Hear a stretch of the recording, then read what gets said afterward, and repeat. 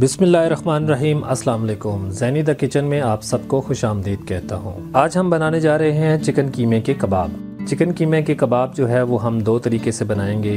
एक बनाएंगे हम सीख कबाब और दूसरे उसी मसाले से हम बनाएंगे चिकन कीमा टिक्की। तो हम ये दो चीज़ें जो हैं, दोनों कबाब जो है वो एक ही मसाले से बनाएंगे और आपको बनाना बताएंगे। तो चले बनाना शुरू करते हैं चिकन कीमा कबाब। कबाब बनाने के लिए जिन जिन चीज़ों की ज़रूरत होती है जी, उसमें सबसे पहले हमने चिकन ले लिया है। चिकन का ब्रेस्ट पीस था, उसका कीमा बनवा लिया है। साथ में 2 ब्रेड के पीस चाहिए, 1 अदद अंडा, उसके बाद 1 अदद प्याज, उसको मोटा मोटा काट लिया, उसको बारीक नहीं काटना। ये 2-3 सब्ज़ मिर्च ले ली हैं जी, थोड़ी सी शिमला मिर्च, थोड़ा सा सब्ज़ धनिया ले लिया है जी। अच्छा, थोड़ा सा घी इसमें रखना है जी, घी भी ऐड होगा। उसके बाद अनारदाना है जी, कुटी हुई लाल मिर्च है, अदरक लहसुन का पेस्ट है, सुर्ख मिर्च है, हल्दी थोड़ी सी काली मिर्च ऐड होगी और फिर सबसे आखिर में नमक ऐड होगा। सबसे पहले जी ग्राइंडर में हम प्याज डालेंगे, उसके बाद सब्ज़ मिर्च ऐड कर देंगे और साथ ही हम शिमला मिर्च ऐड करके इसको अब हम ग्राइंड कर लेंगे।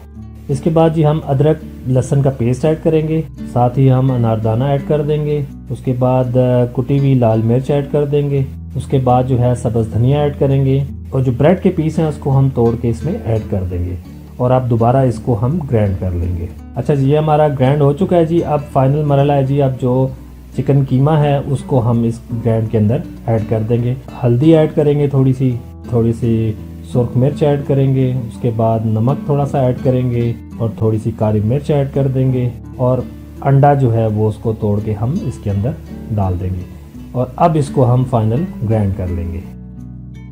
ये देखें जी, हमारा कीमा जो है अब बिल्कुल तैयार हो चुका है। अब इसके ऊपर शीट लगा के जी हम 4 से 5 घंटे फ्रीज़र में रख देंगे। 5 घंटे गुजर चुके हैं जी। देखें माशाल्लाह हमारे कबाब का जो मसाला है वो बड़े अच्छे तरीके से बन गया है और ये बिल्कुल भी टूट नहीं रहा। सबसे पहले हम इसको बनाना शुरू करते हैं। हम सीख कबाब बनाते हैं। ये मैंने ले लिए है तिनके से।